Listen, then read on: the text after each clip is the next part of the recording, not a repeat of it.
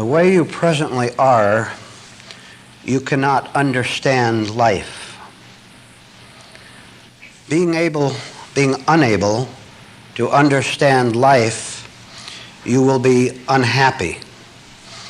Now that word unhappiness covers a lot of ground, doesn't it? It means that you're going to wander through life, wondering whether you should go left or right. And after going left for a while, you'll wonder whether that's wrong, so you'll turn right. If you do not understand yourself, there is no way you can understand what you're supposed to be doing every minute of the day.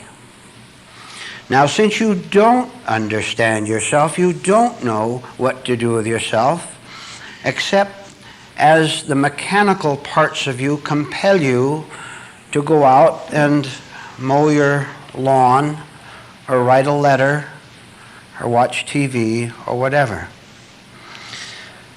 But in between the mechanical demands upon your lifetime and energy, in between that, you have long periods of desperation, of hoping and wishing that you could fill your life with more mechanical motions so that you wouldn't feel the pain caused by your ignorance of yourself and of life.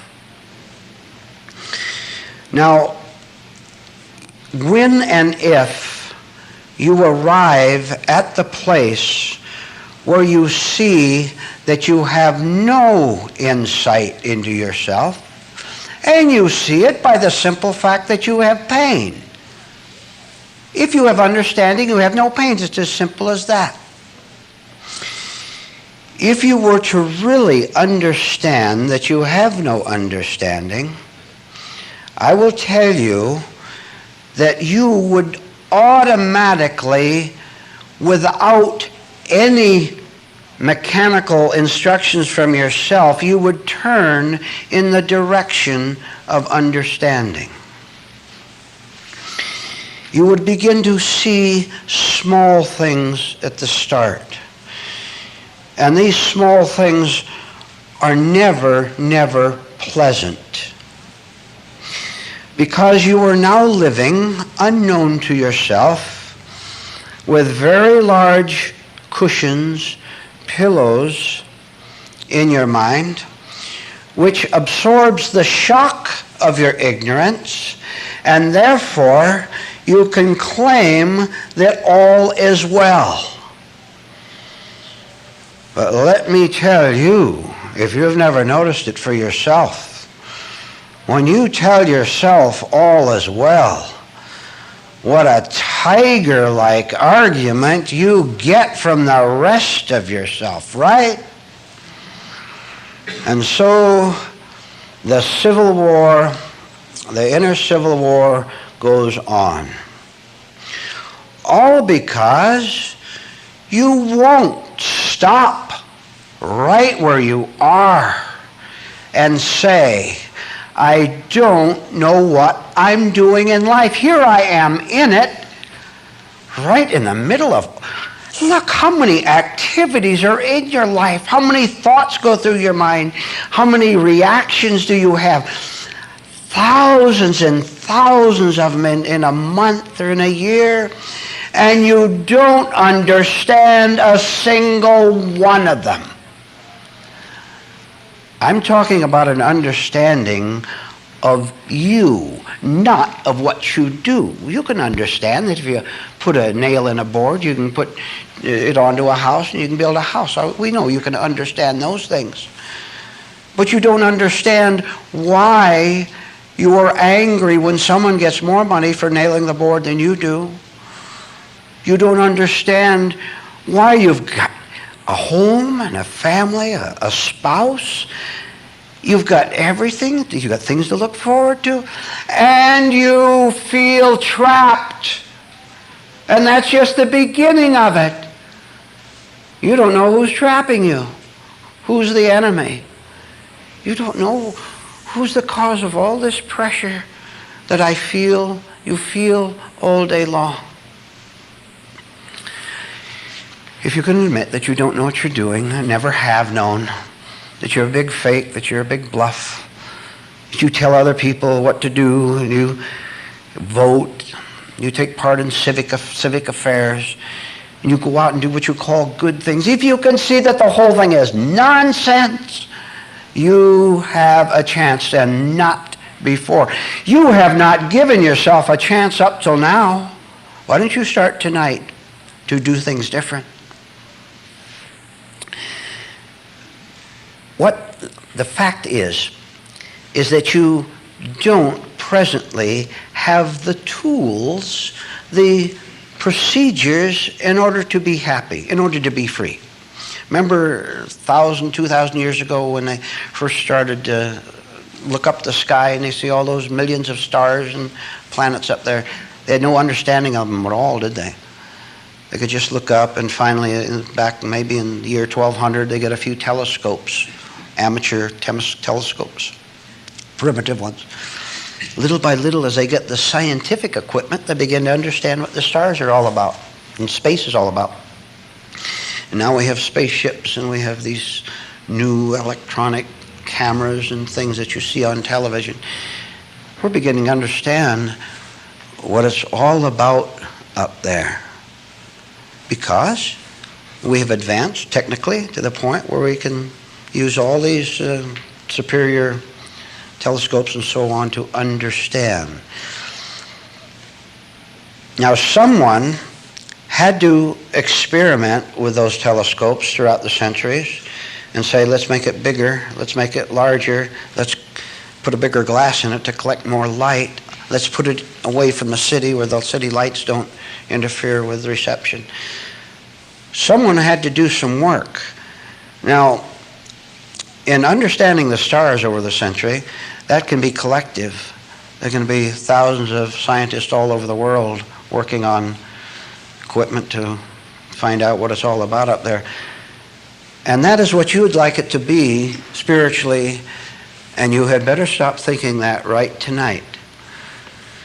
Otherwise, you'll have to become a sheep, like most human beings on earth, who think that deliverance and salvation is collective, that it's a mass movement, and you can find it in a church. You can find it by working with other people. You will never find it by working with other people alone. I'm trying to get the point over that each one of you here is an individual. Now, I know you would very much like to lose yourself, wouldn't you, by saying that my husband can help me become truly enlightened, knowledgeable when it comes to spiritual things. Don't ever say it again. He can't. You always want someone else to give you something, and then you can take it and say that you understand. You can read psychology books, and maybe you have over the years piles of them. So-called spiritual books, maybe some of them accurate, most of them utterly misleading and very evil. The spiritual search depends on you. You can't join with anyone else and say, let's work together on this, because you'll both start to lean on each other, and you'll both start to lie to each other, and now you've got a religious organization. You've got a big, enormous building filled with religious hypocrites and with people who refuse to understand that they don't understand anything at all about why they are here on earth. Therefore, up to this point, if you suspect even right now, tonight, that all is lost, presently lost, I want to congratulate you. I want to tell you what a beautiful thing you have done when you say simply, directly to yourself, I don't know anything at all about myself. I don't know anything about God. I know the Word. I've repeated it 10,000 times. and I've read books, and I've talked to other people, and I've prayed.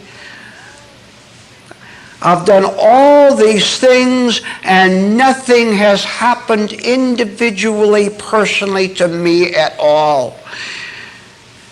And I know, this is you talking now, and I know that I've been a big fake. I know what brought about that fakery. I thought I had to do it. Because there was something in me that didn't want to say to anyone that I'm lost. I want other people to think that I'm confident, that I have direction, that I know where I'm going. I want other people to think that, and maybe, listen to this please, maybe they will echo back to me what I said to them, and I can pretend that they said it, and I can say some authority outside of me said I'm okay, so I guess I'm all right. Do you know what madness is? Madness is to talk to yourself this way and then believe your own deception. And I've described everyone. There's no difference in people out there. The only difference really is the way they fake things, the way they cover up the pain, and the way in their laziness, in their cowardice, and in their foolishness, they settle for what they were handed by society. They settle for the insanity, and I wish I could think of a stronger word. They settle for that. And listen to this. Observe this. They grow old, and they grow scareder. And the older they grow, the more desperate they become, the more they have to fake it. And it drives them even more mad. Don't you understand? All those people out there that you see walking down the street, they are like you are inwardly. If you want to know what they're like, just look and see what you're like, and they're exactly like that. That's why we have wars in which the whole world is involved and millions of people are slaughtered. That's why we have people meeting down in bars and fighting with each other.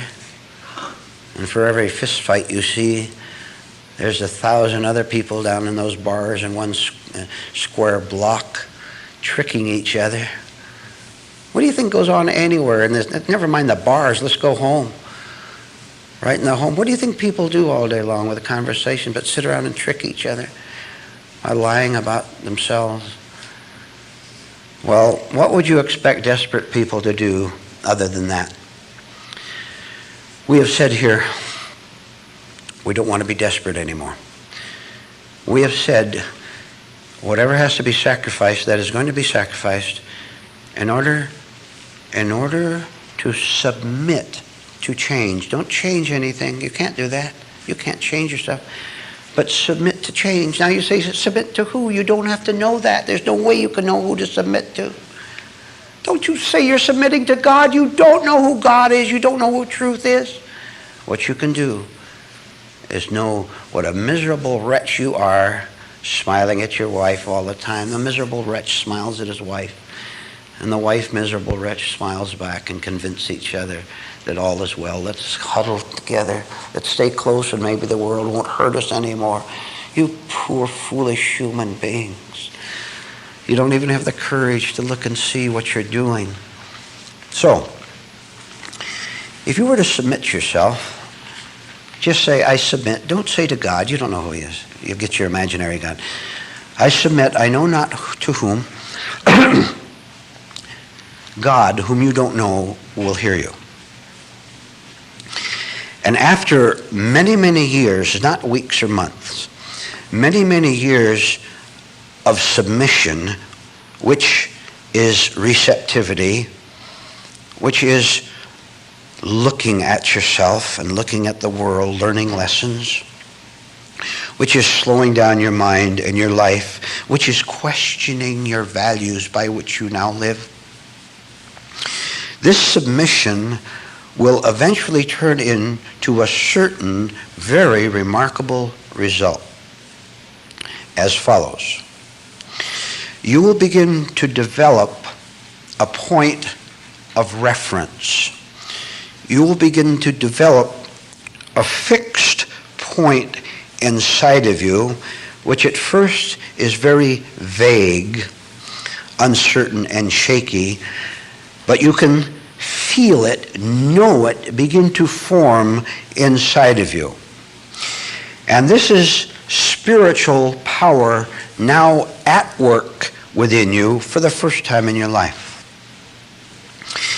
This fixed reference point is what you continue with increasing frequency and force to return to when you see how many difficulties and confusions you have. You notice out there that you can't handle that world. You want so many things, and the world won't give you the many things that you want. And so you say to yourself, there's something wrong. I demand that and I don't get that. Could it possibly be my demand that's wrong instead of the world that declines to give it to me? That is what is called consulting the reference point inside of you. That is what is called looking for the spiritual solution. So increasingly, as any difficulty comes up, you have the new invited intelligence to come back to this center, which is solid, which glows with light, which has all the answers in it. And the only reason you don't have all the answers is because you're still absent, wandering around out there, forgetting what you once saw, what you once learned, forgetting the thrill of an answer from truth itself. You forget so easily. You have no spiritual memory. So you wander. But increasingly, as you remain receptive, increasingly you begin to consult the center inside of you.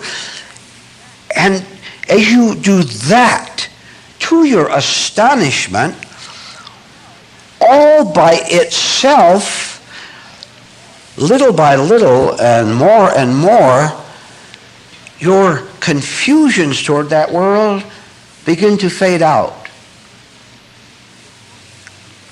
And it becomes a source of real pleasure to you, and real pleasure for the first time too, to see that you of yourself are not doing anything but turning increasingly toward this light for the answers. And you understand how all these years before you wasted your energy trying to think the answers into existence. You understand that you used to say, the reason I didn't get what I demanded is because that's a cruel and vicious world who always has denied me. It's a vicious world out there. I deserve these things. I have them coming to me. They're my rights. And it won't give it to me. Therefore, I know the answer. It's a cruel world. That answer doesn't satisfy, does it? See, that's because it's a false answer. So as you come in, consulting the truth that's beginning to build more force, more power inside of you. As you come in, you begin to understand that you can use it and let it use you, to use both of those phrases, in very special ways. For example, let's say that you're involved in some way that gives you painful thoughts. And you say to yourself, I understand that I don't have to have these painful and useless thoughts. I'm beginning to understand that. The light says that. Now, let's go real slow so we don't miss it. I am beginning to understand something I never understood before, that all these painful, useless, tiring thoughts are not necessary. I don't have to think those thoughts. All right, now you have it intellectually a little bit, and you also have a bit of right, encouraging emotion in back of it. This is just the beginning of right feelings for you, just the beginning, but it's real. And so you say, all right, I don't have to be attacked by painful thoughts anymore. A situation comes along that you begin to connect with your true idea that you don't have to think painful thoughts. A situation comes up, let's say, as follows. You get involved with something, with people, a single person, or 2 people, or 10 people. You get involved in something that you don't want to be involved in. It's taking your time, it's taking your money, it's taking your attention. It is taking you away from what you would really rather be doing. And the very fact that you could see this is great advancement in itself, because most people in a trap can't see a trap. They refuse to see it. They don't call it a trap. They call it the beautiful open space where they can roam anywhere they want. But it's still a trap, because when you're angry and irritable, envious and all that, it has to be a trap. So you've seen that you're in a situation that you don't want to be in. Now, real careful attention now. You first had the knowledge that you don't have to think painful thoughts. And you're in a situation that you don't want to be in. And one afternoon, while realizing that you're in this involvement that you want to get out of as fast as you can and stay out, you don't want to be with those people anymore. One time while you're thinking about this, it occurs to you what you learned earlier, that you don't have to think painful thoughts. All of a sudden, a great miracle of insight will come to you, which I will now explain to you. Before, when you wanted to get out of this situation, and you're in them now, by the way, and if you listen to me tonight, you won't get into them anymore. You'll stay out of them in the first place. You think that you're about the situation you're in, and connect with that with the fact that you don't have to think painful thoughts. Therefore, you stop trying to think your way out of the trap of the involvement with other people. You no longer think about it. Remember? Come on, you've been in situations like this. Remember when you were involved with that man, ladies, that woman, men, that family, those relatives, that gang you ran around with, those sickos, those weirdos. Remember how hard you tried to think your way out. Maybe if I phone and say I won't be over tonight, that'll do it. And that didn't work. Maybe if I find something else to replace their company, that will do it. And you went right back to them again because they were giving you a false reward. All these painful thoughts on and on. You got mad at them. You say, I'm not going to see you anymore. Don't expect me to come around anymore. And the next week you came around some more, right? You came on back together. You were fighting with that man and you went right back to him. You were fighting with that woman and you went right back to her. Poor, pathetic human beings. They won't learn. They don't want to learn. And it occurs to you, by the grace of heaven, you don't any longer have to try to think your way out of this involvement. It is useless. You don't have to think useless thoughts anymore. You don't have to think agonizing thoughts anymore. You don't have to think about the trap, the situation at all anymore. Because you learned that. First it was an idea, as I said. Then it became a power.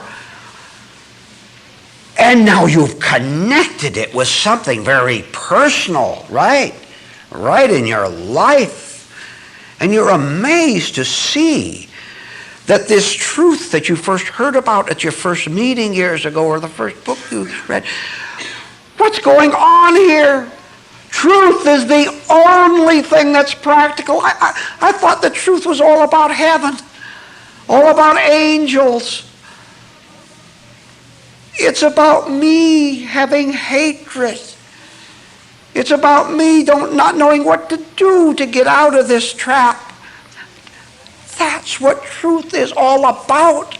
And the reason you know it is because you saw it for yourself. Now you learn. There is no need to think painful thoughts about the scheme for escaping those evil people whom you now know are evil. They want to drag you down to where they are. Drag you down lower than that if they can. They'll walk all over you. There is no need to think of a plan. I'm free of driving myself crazy. How do I get out of this? I don't have to think useless thoughts. I'm not going to think about it at all. I really am not going to think about it. I know I don't have to. I know I don't have to torment myself with agonizing, torturous thoughts. And I'm not going to do it anymore.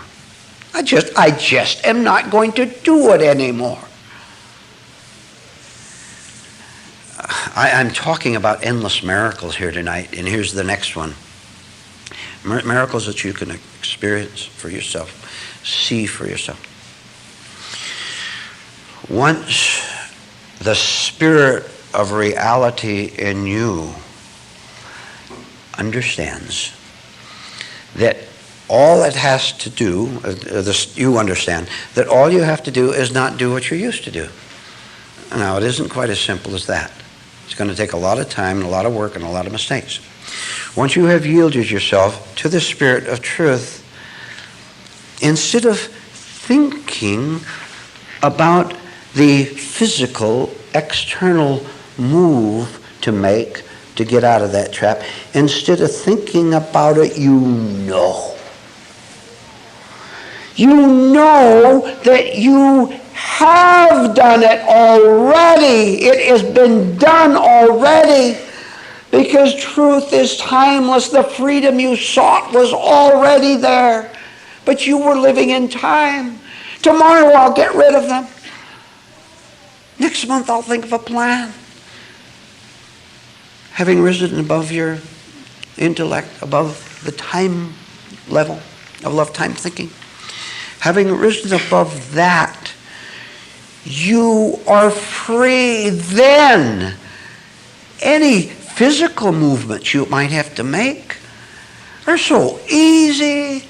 There's no conflict, no contradiction in them, no painful thinking about them. Sure.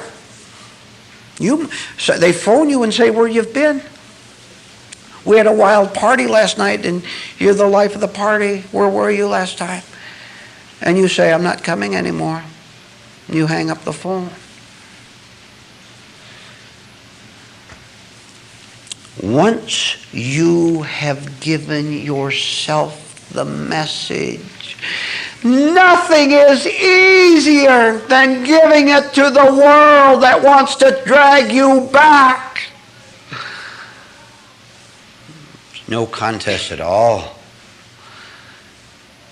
When you know that you have light in you, when you know that you're really going toward happiness, when you know that, do you think there's any chance for the dark forces to come in and take you back again? Impossible. You now know where you stand. You know where you live. You know what you are doing because it is now a new you that is doing it. Oh, how sharp your memory becomes of the idiot who didn't know what he was doing years ago but insisted that he did. Remember that? Over and over again.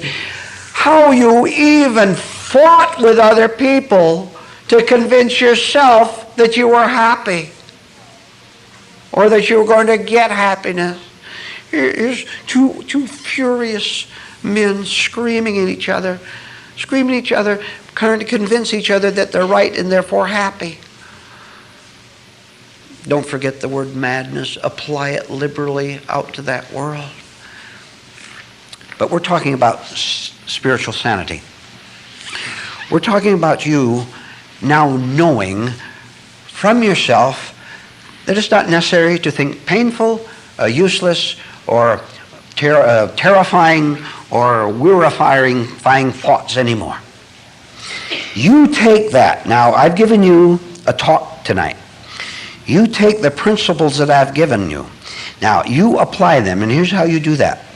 You say to yourself, you can even write it down, it is not necessary to think terrifying thoughts anymore.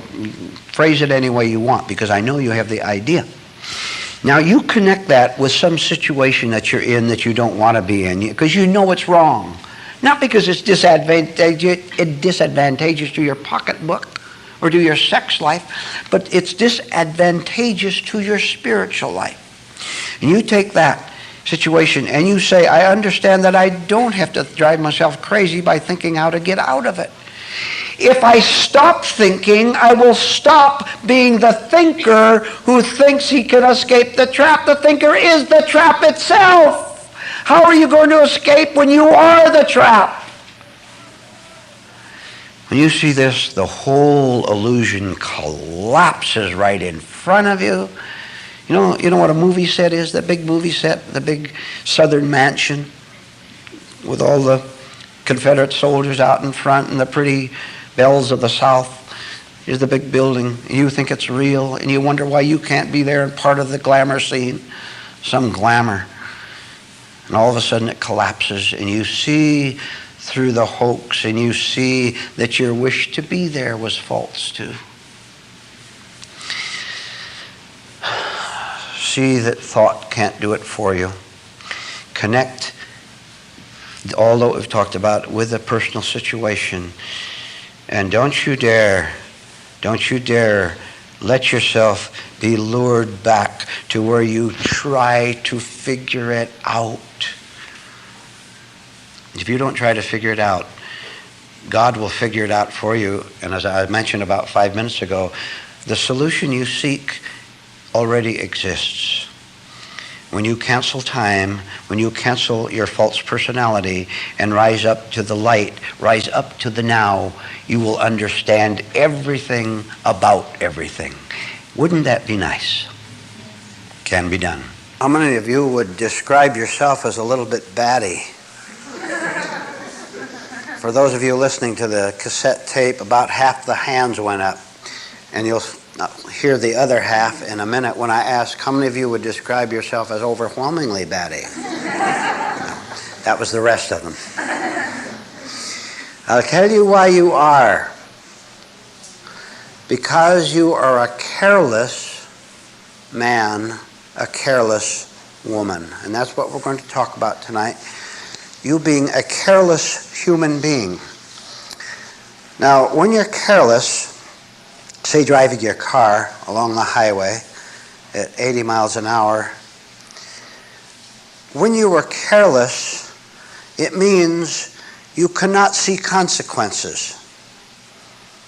Now, if a man or woman driving their car, speeding along the highway at 80, knew that that truck was going to come out of the side road, or there's going to be a sudden turn or a sudden obstacle in the road, if that person driving that car madly knew that they were going to have an accident, they wouldn't drive that way.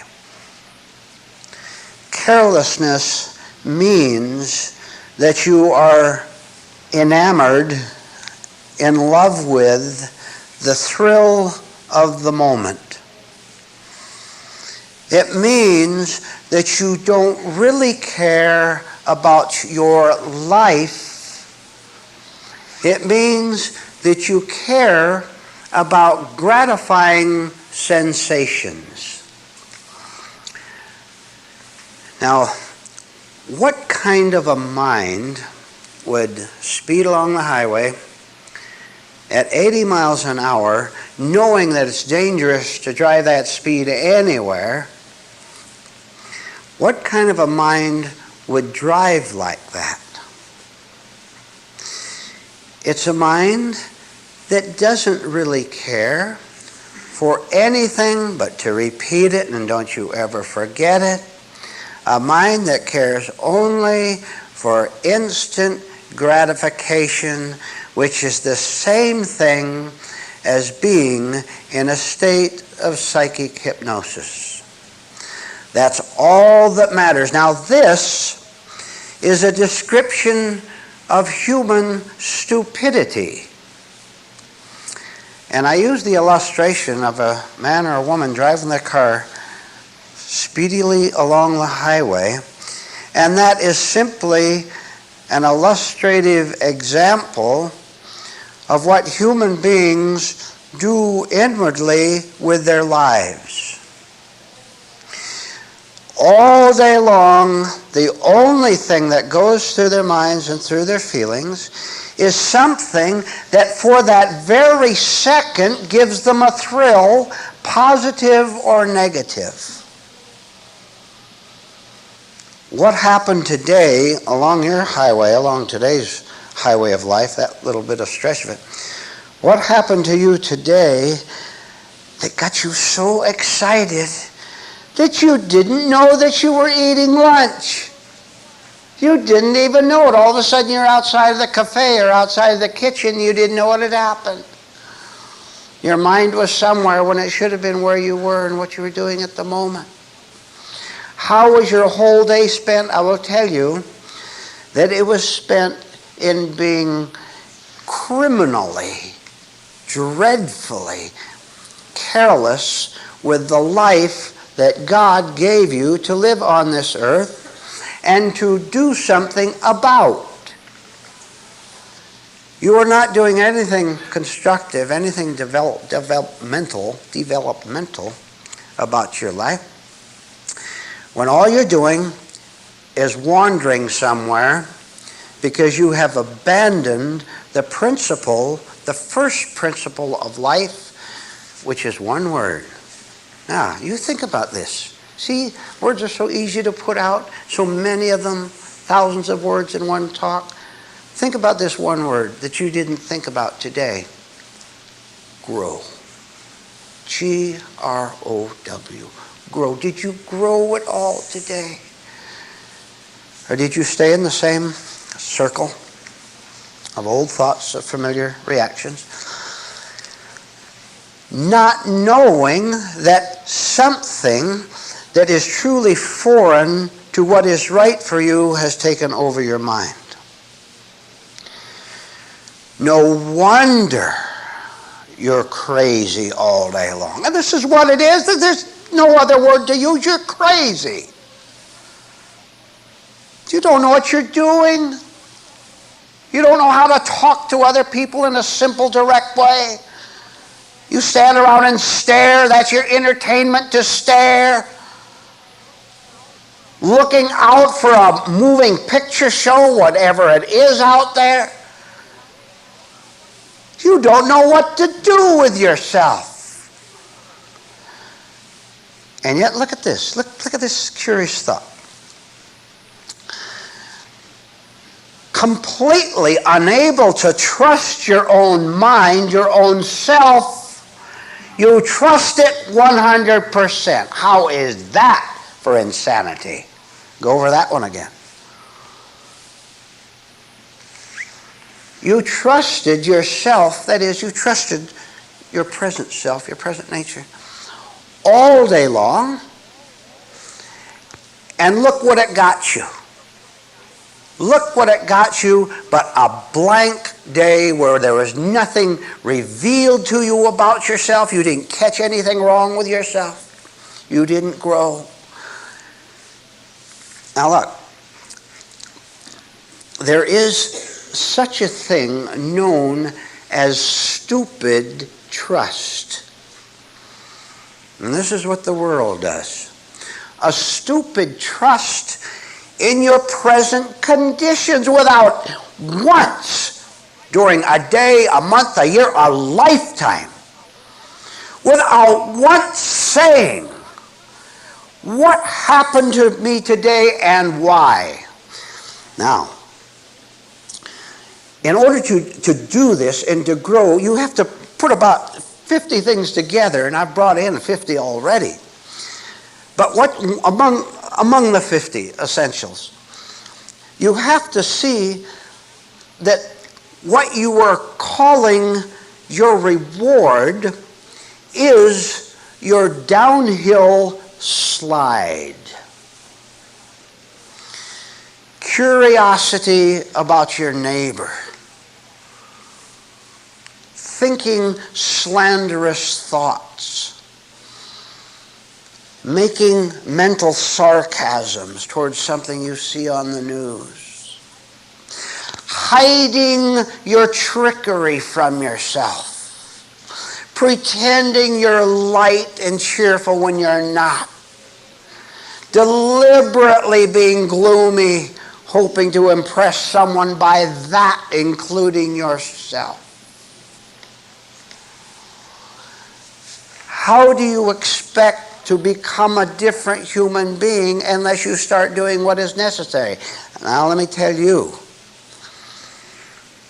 does it ever occur to you that maybe right here in this room you don't mean it at all? Well, I'll give you a little test. You answer to yourself. Don't raise your hand. And let's just take the last year. Some of you have been here for many years. Let's just take the last year. What have you dismissed from your life in just the last year that is knowingly burdensome to you? And I emphasize the word knowingly burdensome. Because you can take your self-centered, irritable little nature not as a burden, but as a familiar companion, traveling companion, and a pleasure.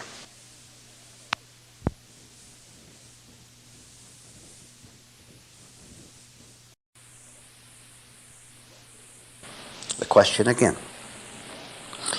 Just in the last year, have you allowed the light of truth to shine inside your psychic system, reveal something, yield to the light, and let it dissolve something that all those years, 30, 40, 60 years, you thought was good and necessary, and now you gasp with shock and astonishment, and you say to yourself, how foolish I have been to make all those assumptions that all was well. And by the way, that first little bit of light where you actually see something or are conscious of something is just the bare beginning. See, you had better come to the shocking realization that you haven't even begun to change your nature. Oh, I know you can quote, and I know you're going to continue to read the books. One clue as to whether you're changing or not is what you do with what you have learned from the time you get up until the time you go to bed. Now, think to yourself while I am talking, and think over the last 7 days, say, and you think of an average day, well, let's say from 6 to 9, something like that. You think how much of your time during those hours were occupied in doing something that would get you out of your life and let the light come in to live your life for you. Anything at all. While you're shopping, you noticed a negative reaction inside of you. While you were talking to someone on the telephone, you noticed your impatience, or you noticed how they dominated the conversation and you had something you thought was so much more important that you wanted to talk about. Did you do that once today? You had better start sitting in judgment of what you were doing with your time and with your energy during one complete day. You get up in the morning, you get up tomorrow morning, and when you get up, you remember what you've heard here tonight, and you remind yourself and you say, I'm going to fight for myself to stay awake. You can remember the lessons that you've had in the booklets. You can remember that when you reach out to pick up the coffee cup that you reached out for it. No, don't go to sleep. Once you pick it up, don't go to sleep. You pick it up and you sip the coffee. Stay awake for the complete exercise. See, you're lazy. Even if you manage to remember that you picked it up like that, once you get there, you forget it. The taste of the coffee, it's too sweet or too sour, and you forget it. Complete the see yourself, put it down. Remember I told you should try to lengthen your stretch of staying awake over a period of time. Maybe you can only do it 30 seconds one day, then 2 minutes, and on and on. Let's look and see where we went wrong. Because to see where the problem started and developed so negatively and so strongly, to see that is a clue for clearing out the wreckage of our life. Picture yourself as owning a big stretch of land, 2 or 3 acres, let's say, more than that, 10 acres. Your property, nothing on it, just pretty trees, just nature, bushes. Your land. Follow this now. I'm talking about your mind. So you own the land, completely yours. Beautiful. One day some children come along and they ask you, can we play on a stretch of your land here? We want to play a baseball game. And you say, yes, you can play a baseball game. You have an image of yourself being kind to children, by the way. See, other men are mean, but look, I love little children. So you let the children play on the property, and fine, no problem. They play and they don't wreck anything. They play out in the grass a little bit. Next day, some picnickers come along. You're already following me, aren't you? Picnickers come along and ask if they could put up their portable table out and have a picnic. You say yes, but you say yes because you don't have the courage to say no. See, but the picture remains: share the wealth. Let people be happy. See what a nice man I am. Pretty soon, other people come and want to use part of the property. There's a little stream, and they want to put their boat out in it, or whatever. Pretty soon, you've lost your land to all these trespassers, haven't you? And it's your fault. By the way, when I was thinking about that a little bit earlier, if you go down to Los Angeles, and I suppose some other cities, right down at 5th and Broadway in Los Angeles, right on the corner, if you look right on the cement, you'll see a little copper plate, about that big, foot long, 6 inches high. And it's a curious thing. You go over at this copper plate right down in the middle of downtown Los Angeles, and you wonder what on earth it's doing there, and you walk on over, and guess what it says? It says, private property, no trespassing, permission revocable at any time. That's a legal thing they have to do in order to keep going into public domain. Because if they didn't put that down there, after a while, the law says, and the spiritual, unfortunate for you, negative spiritual law says, people come in and trespass on your land and on your mind long enough, they get to stay there. Well, there is a spiritual law that can counter that. And look at your trashy mind. You see, when you let your parents, as little kids, you couldn't help it, of course, you couldn't. When you were a little boy and a little girl, and your parents started trespassing on the property of your mind. You couldn't help it. And all those good adults, the rest of your relatives, and your schoolmates, and your teachers, and your good people, your religious people, you know what they are? Let me tell you what. I know they're that way because I know your life. You know what they did with your property? They vandalized it. When you're a small child, and those trespassing vandals of 30 and 80, those trespassing vandals, they don't care about you. You know all they care about is bragging. Here you're a 10-year-old boy and you're seated around the table with the older people, and your mind's recording. Sure it is. You're not understanding it, but it's recording things. Believe me, it is. And that recording is still running around in your mind over and over again.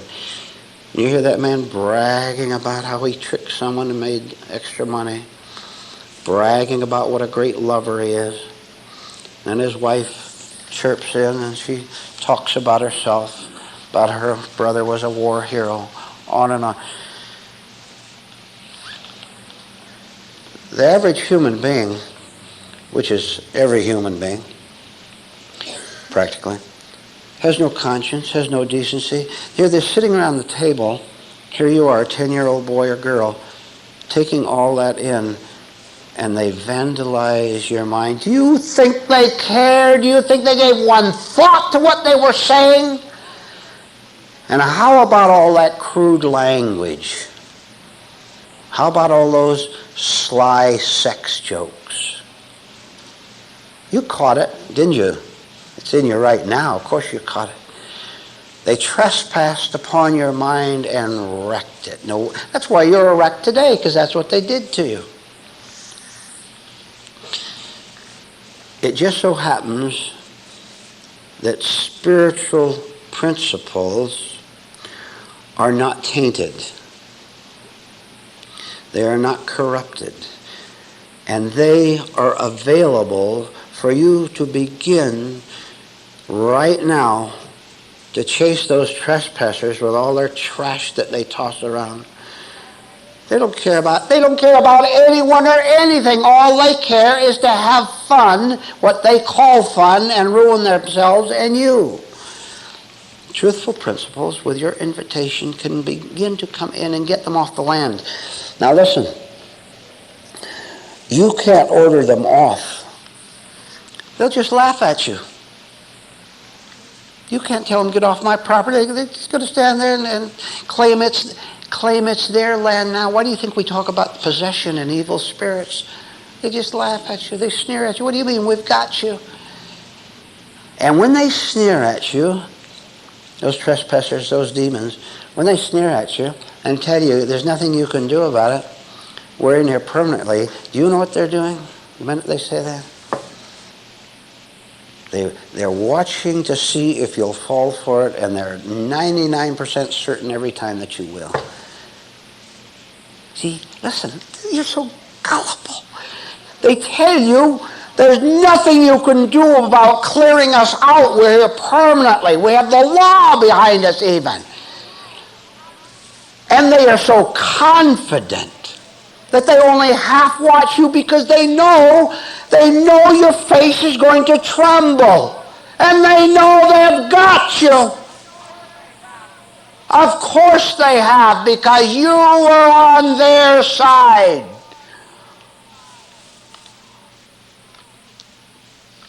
You haven't fought hard enough. You haven't struggled to see that you don't have to tremble. You don't have to fawn. You don't have to smile at them. If you knew the power of remaining serious, of remaining sober when one of those devils tells you we've got you and we're going to keep you, if you knew the power of you just standing there and looking them in the eye, that's the beginning of the power of truth itself in your life. But you can start. Even if you don't feel it, you can start. You can start with the physical. Someone comes along and tries to deceive you, tries to bluff you, try to take you over, try to make you feel ashamed, try to make you feel guilty. This is the trash we're talking about. They come along and do that to you. Why do you go into guilt? See, they put the picture in your mind of what they know about you, that thing you did years ago, those horrible mistakes and those dreadful things you said, you screaming at the top of your voice. See, they know that. They know if they can get the train of association started, it isn't long before it's rushing 80 miles an hour. They start it. If you will start somewhere within yourself to say no to them, look at them and watch what they're trying to do, which is to keep possession of your property, your mind. The day will come, you listen to this very, very closely. If you will start keeping a sober face, don't grin, don't smile, don't laugh, don't nod. If you will just look at them, one of these revelations that we've talked about earlier a little bit, one of these disclosures will come to you. And you will see something that the most strange sight you ever saw in your life. That psychopathic uncle of yours, that sneering aunt of yours, your grandparents, they're all alike, every one of them. There's no difference in any of them. They just talk about religion, the hypocrites. Here you are, 30 or 40 years old, and they're 60, 70, or 80 years old. And they knew you when you were a little kid, and they helped wreck you, those devils. And they think they can still get away with it. Which do you want most? Do you want eternal life, or do you want the approval of your sick friends and relatives? And I'll tell you what you'll see one day. Oh no, Grandpa, whom I'm supposed to love and respect simply because you carry the name Grandpa. Dear Grandpa, I know you're a monster. You don't know it, and you never will. You never will know it. And Grandma won't know it because she's one herself too. Let me tell you, Grandpa, no more of that. I took it for all these years. Here I am 30, 40, even 50 years old. And you started to work on me when I was a little child. I remember that time you took me for a walk. I remember those things you said, those sarcastic remarks. I remember those things. They're recorded here somewhere. You begin to have the strength of God in your spirit. Next time one of those devils comes around you and tells you that they're going to stay on your property, continue to wreck it and vandalize it, you say no. The miracle will happen. And I'll tell you what it is. You will see for the first time in your life in that man or that woman's face a hesitant fear. Of course it's going to be fearful because you are beginning in that little way to remain home spiritually, to not fall down, to not be a sucker for those devils. And that scares the devil. This all has to happen individually. It'll happen all in different ways. I'm giving you simply one way in which it could happen. It could happen in 1,000 ways. Where you say no, where you get up out of that house of relatives and you walk right out of there and you get in your car and you drive home. And they phone and they make a sarcastic remark. What's the matter? Can't you take it? They phone you at home. What's the matter? Can't you take it? We were just kidding, a little joke. You say to them, you're not joking. And I know you weren't joking, and don't call me again. And politely hang up.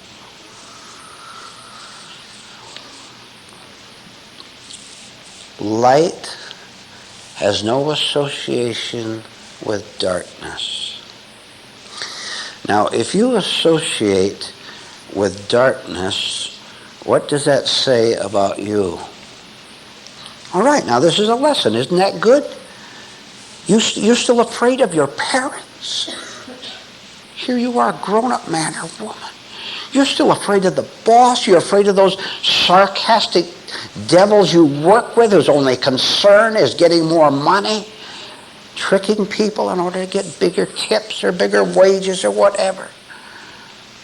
Can you see that in yourself? And can you see the reason that those people are suffering is because they are sarcastic?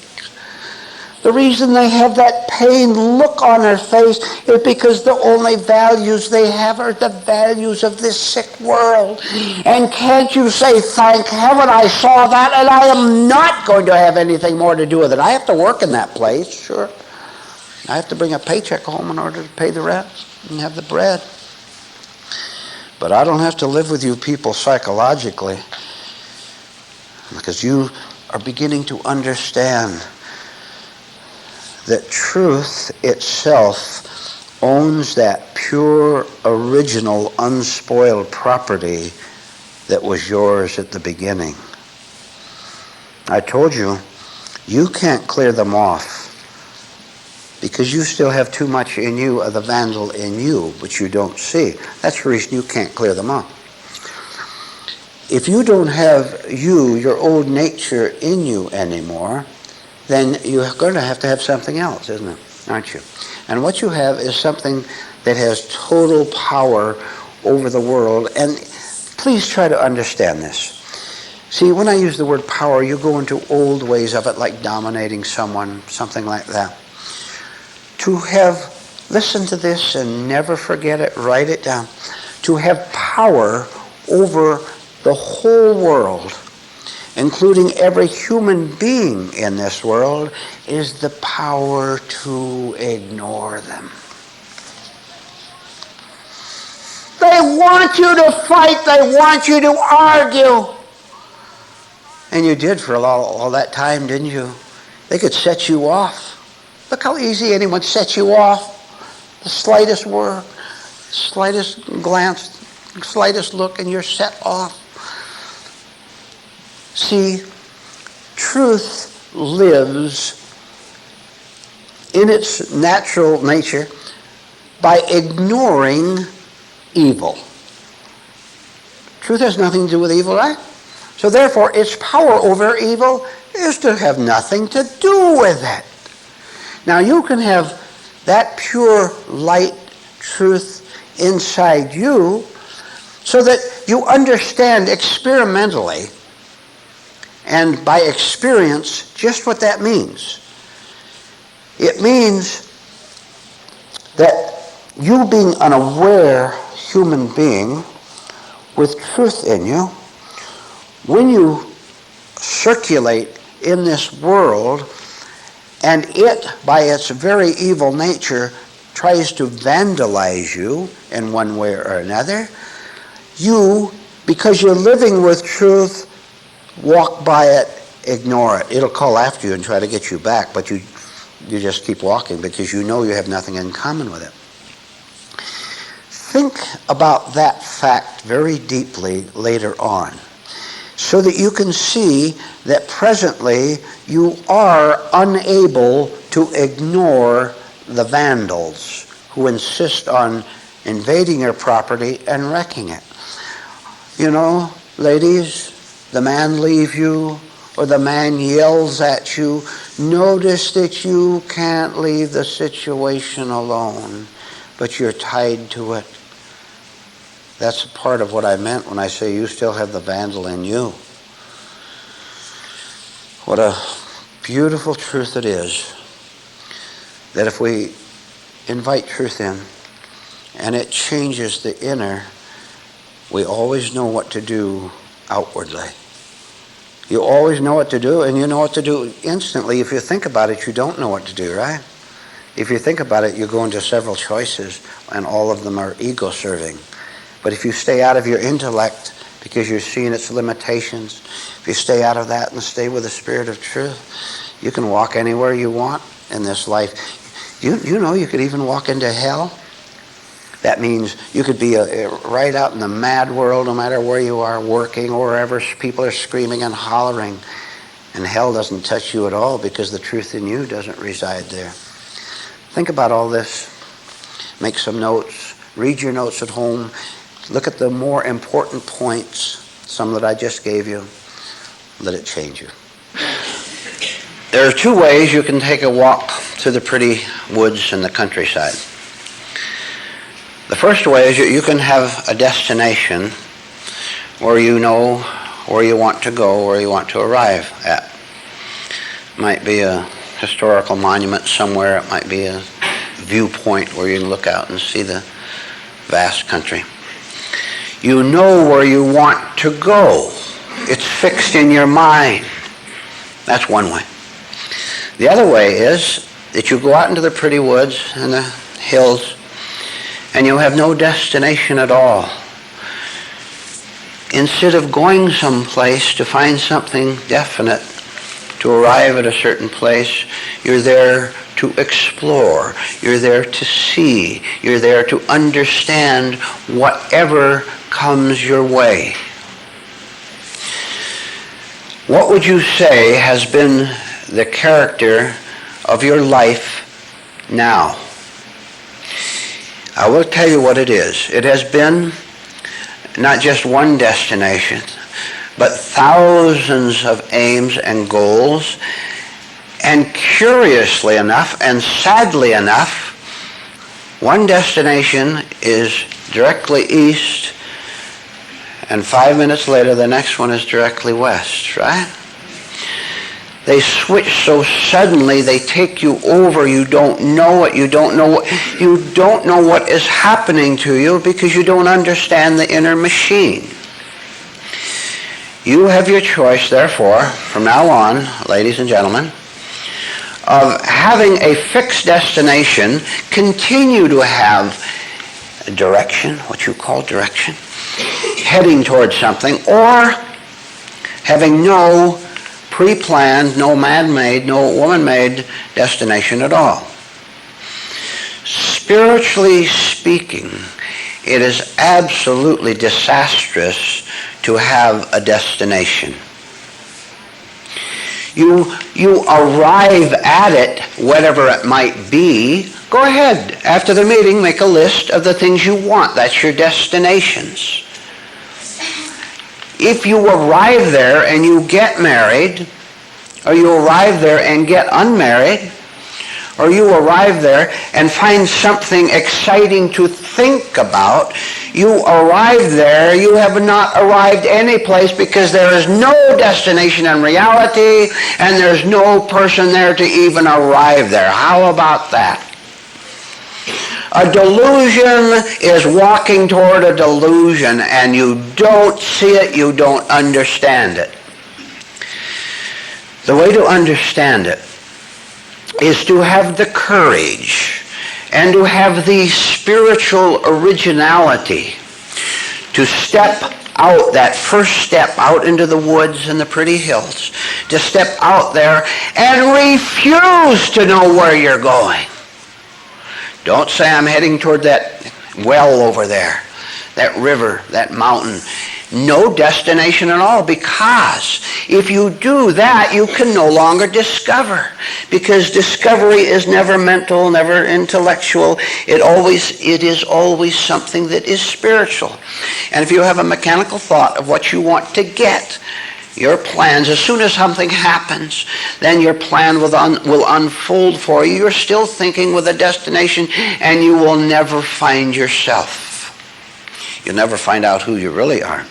What you meet at the end of your very carefully contrived schemes, what you meet, of course, absolutely and always is yourself. Your old nature. You meet yourself and you say, I've got what I wanted. All that money, all that company or whatever you've planned to have. You say, I've got that, and your very fact that your first word is I means you have nothing at all. Now you have to go around and get another plan, and it will go north than the last time you went south.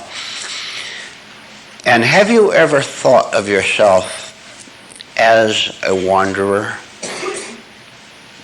Haven't you wandered this morning already?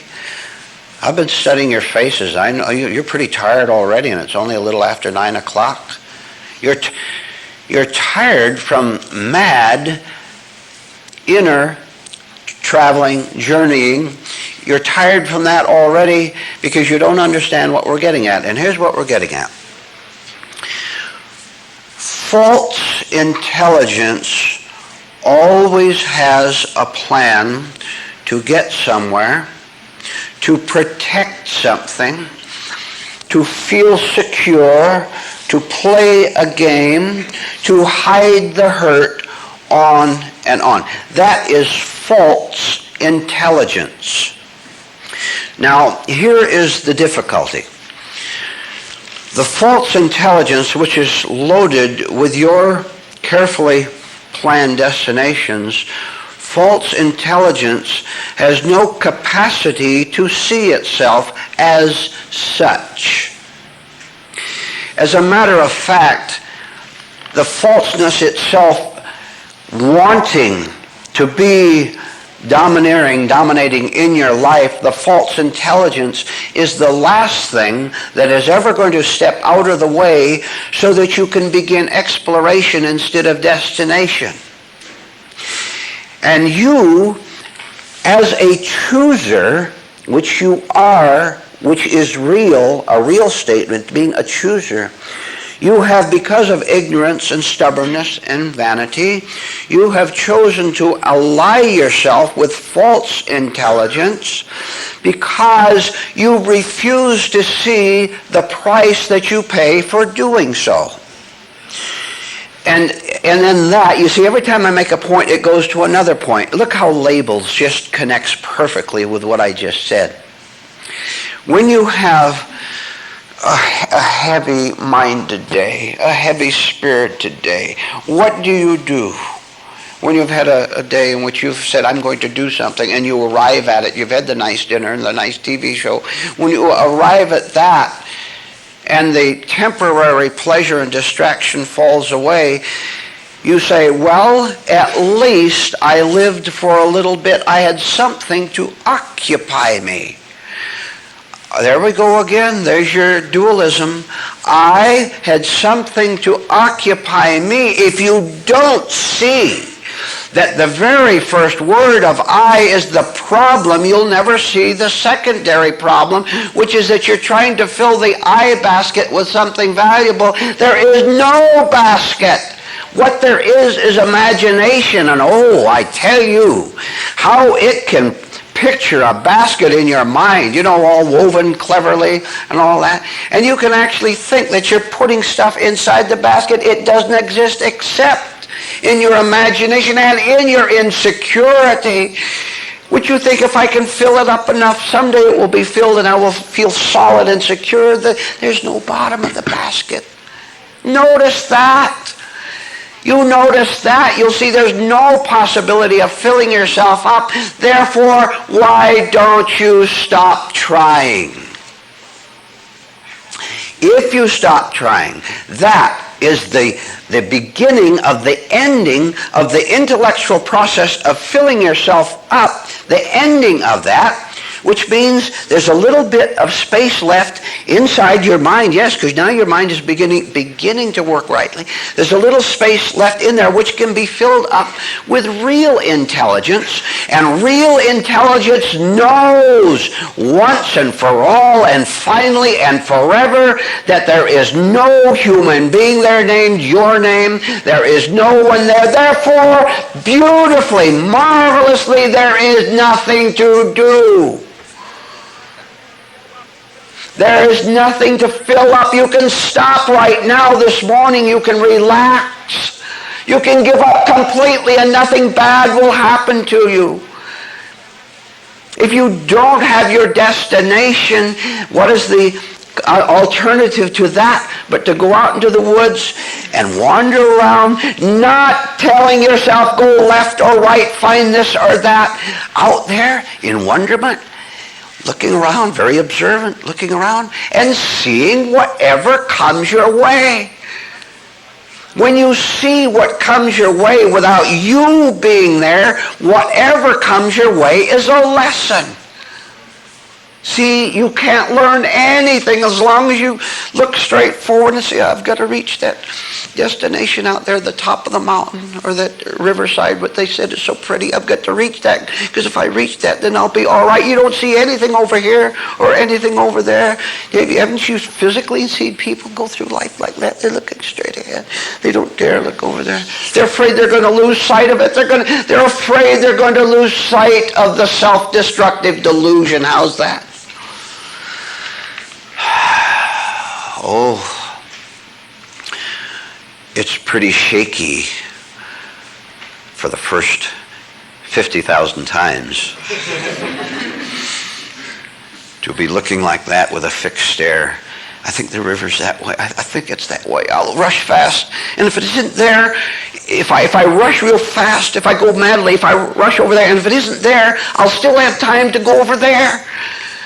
And if it's not over there, if I go real fast, there's still time. It's still, the sun's up the top of the sky. There's still time before dark to get over there. If I go fast enough, maybe I can find it. You'll never find it. There's nothing to find, and there's no finder. It's scary. It's scary to say, oh, look, I'm fixed in my vision. And I'm always this way, and I always want to hate someone. I always have to snap at someone. There must be a connection.